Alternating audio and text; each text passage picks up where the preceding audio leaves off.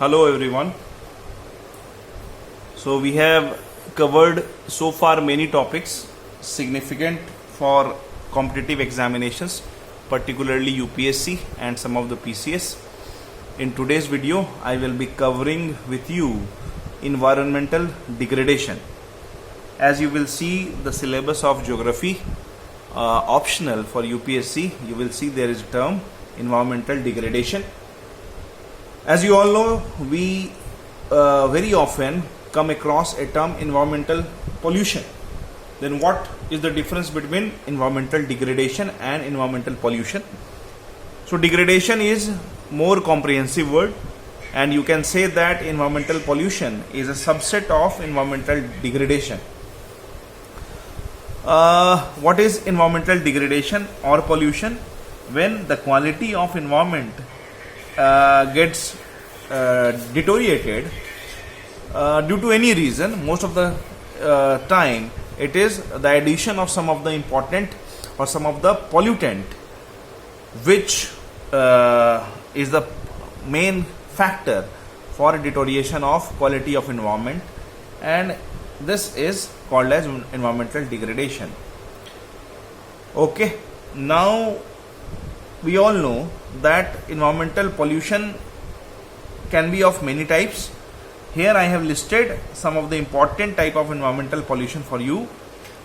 The first and the foremost is air pollution. As you all know, there are three important spheres in this world: atmosphere, lithosphere and hydrosphere. And because of the existence of all these three spheres, there is existence of a fourth sphere, that is biosphere, in which we all are the integral part of biosphere. So first we are talking about air pollution. So due to any reason, if atmosphere is getting polluted, and most important component of atmosphere is oxygen or air, so this is called as air pollution. Now air pollution can occur due to natural as well as anthropogenic reason. Natural means naturally air is getting polluted, and anthropogenic means human or men is causing air pollution. So let us see the example of natural air pollution: forest fire or volcanic eruption. Whenever there is forest fire or volcanic eruption, the large amount of smokes and other unwanted materials come out, which pollutes the quality of air. Forest fire, very often you hear about forest fire. Very recently it happened in Australia, and gradually it expanded to a very large area. Similarly, volcanic eruption, there are Pacific Ring of Fire, which is known for tectonic disturbances and volcanic eruptions. So there are many active volcanoes in this world. We have listed all of them, and we have read in detail some of them, as for example Mount Cotopaxi of South America. Now natural causes are not under control of human. That is why we don't bother much about natural causes of air pollution, but anthropogenic causes is under control of people, and that is why we emphasize more on anthropogenic causes for air pollution. Now we have subdivided anthropogenic causes for air pollution into two parts: gaseous and particulate. As you all know, in air, or the components of air comprises or includes gaseous as well as particulate matter. First let us learn about particulate matter. Particulate matter are sometimes very damaging to the health of human. The two very harmful particulate matter is written and read everywhere. You must have read everywhere: PM 2.5 and PM 10.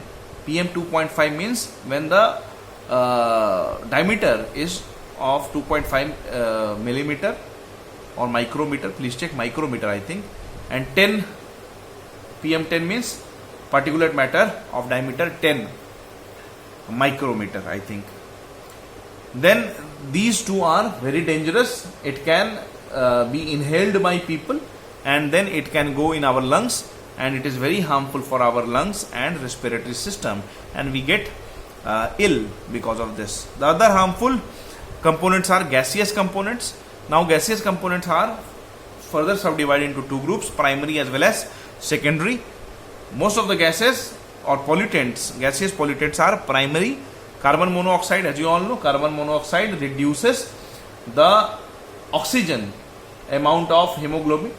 The capacity of hemoglobin, the capacity of blood to absorb oxygen gets severely affected because of carbon monoxide, because it adversely affects hemoglobin.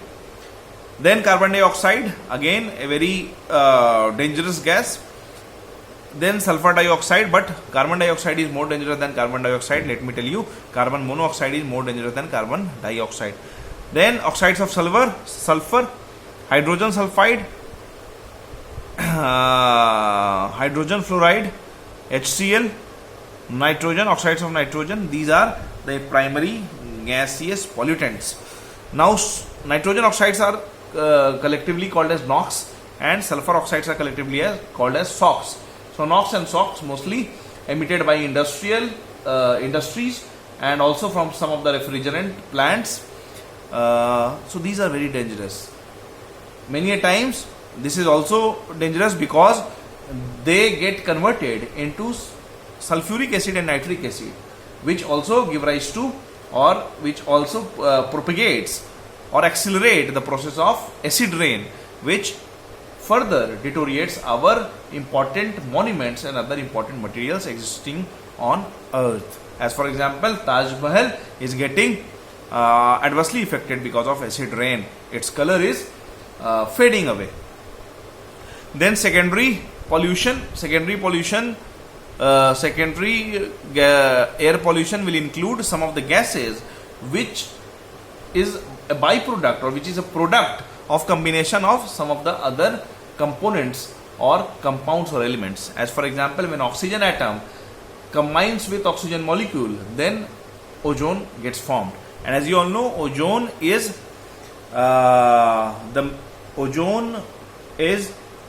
found in ozone layer, you all know, and ozone is good, or ozone layer is good for existence of human on the earth, because ultraviolet rays, they are controlled or they are absorbed by ozone layer, and ultraviolet rays are harmful for people on earth or mankind on earth. It is harmful because it gives rise to diseases related to skin and eye, sometimes skin cancer and eye cancer also. So this ozone layer is very important. It is getting depleted also because of existence of some of the gases, as for example freon, some of the halocarbons, and some of the halogen compounds. So that is why there has been control on emission of such gases, which are becoming the major factor which is depleting ozone layer. So ozone gas is good for at that height.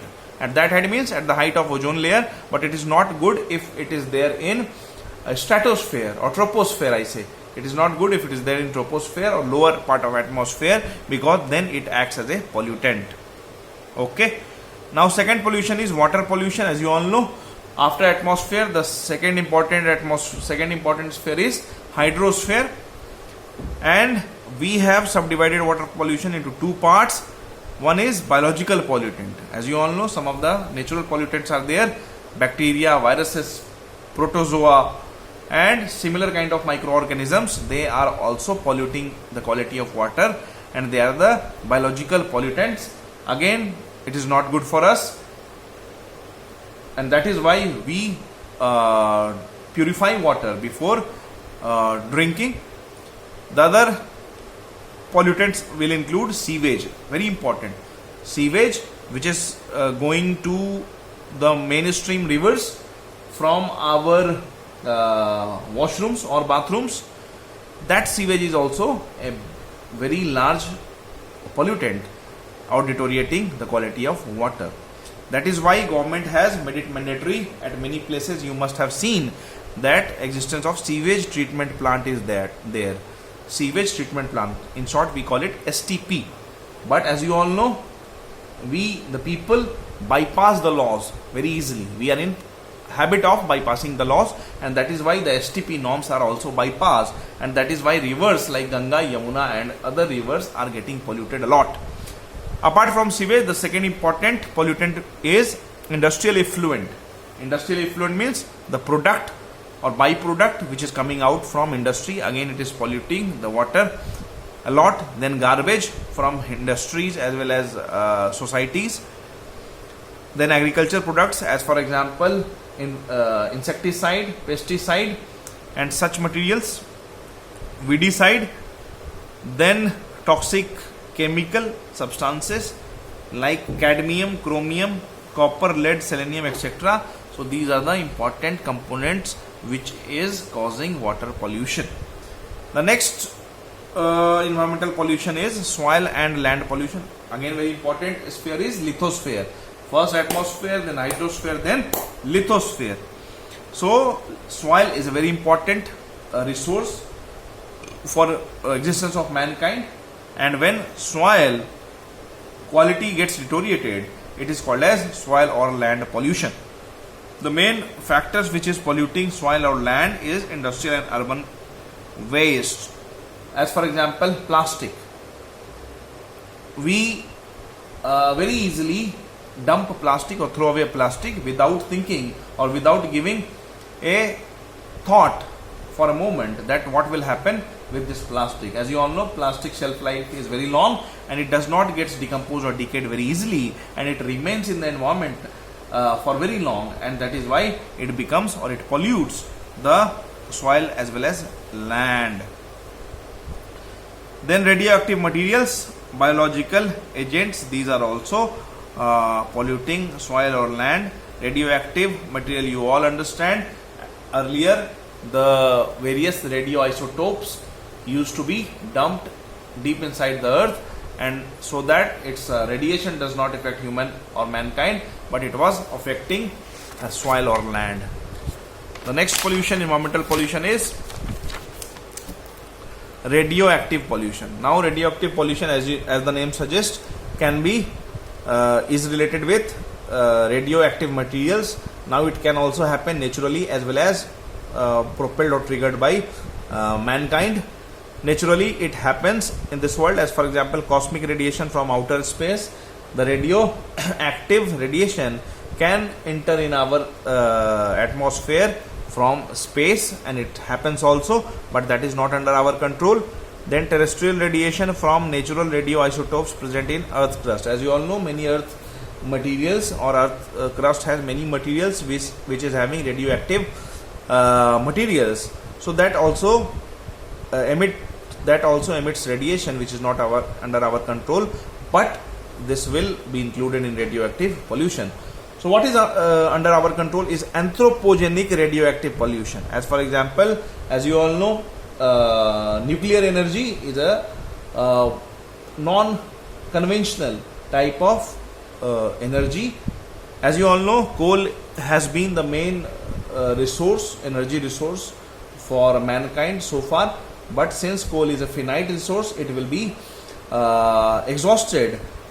Many people think that in next 50 years a large or bulk of coal will be exhausted, and that is why scientists in particular, they are looking for another alternative way of energy resources, because mankind cannot survive without energy. So non-conventional energy resources have been looked for, and nuclear energy is very important. Non-conventional nuclear energy. Apart for energy, we also use nuclear radioactive agents or components for making weapons. You must have heard about Nagasaki and Hiroshima. In 1945, America had thrown nuclear bomb on Hiroshima and Nagasaki. On Hiroshima on 6th August 1945 and Nagasaki on 9th August 1945. That had damaged a lot, and lots of lives. Lots of lives had gone in that nuclear attack, and nowadays the many countries are having nuclear bombs which are more dangerous and devastating as compared to those used in Nagasaki and Hiroshima. So that is why these nuclear components are main factors for cause of radioactive pollution, although we are taking measures to reduce it. As for example, many treaties have been signed so that there is some control in making of nuclear weapons. Similarly, many countries which are giving excuse that we will use radioactive agents for nuclear energy, but they are using for making it weapons. So many treaties have been signed so that there could be some control on this. Apart from that, we are taking measures so that these radioactive agents do not emit lots of radiation. Some of the important materials, radioactive pollutants, will include plutonium, uranium, and such other materials. These radioactive pollution can cause cancers and abnormal birth and mutation related problem in human health. The next environmental pollution is thermal pollution. As the name suggests, this is related to temperature. Many times the hot water from industry, they are thrown away directly to the river or canal or to natural water bodies. Because of prolonged process, what happens? The average temperature of the water body increases, and when average temperature of water body increases, the oxygen carrying capacity of water reduces. So net amount of oxygen reduces in the water, and that is why the aquatic organisms and animals, as well as flora and fauna, they get adversely affected. Many a times they die. So this way thermal pollution is again a worrying factor. Sometimes when the average temperature of water reduces unnaturally, this also affects the aquatic organisms. So next important pollution is noise pollution. As you know, when sound is produced with limited pitch, with limited voice, and in a rhythm, it is called as a melody, and it does not trouble us. But when it goes beyond a limit, it becomes noise, and that is noise pollution. Decibel is the unit for measuring the intensity of sound. Above 80 decibel, still it is not noise, but many considers that when the intensity goes above 100 or particularly 120, it becomes noise. Even in water, the noise pollution happen. As for example, when submarine vessel, they move inside the oceans. Apart from some of the ships or large ships, they are having sonar. Sonar is a equipment which is fitted at the lower part of the ship, lower outer part of the ship, and it is used for measuring the depth of the ocean, and it also makes noise. So this noise also adversely impacts the marine organism present over there. So in this way, these are the important environmental pollution which will be very helpful for you for writing answers in GS as well as optional paper of geography. So this is all for today. We will be meeting in next video. So far, all the best. Thank you.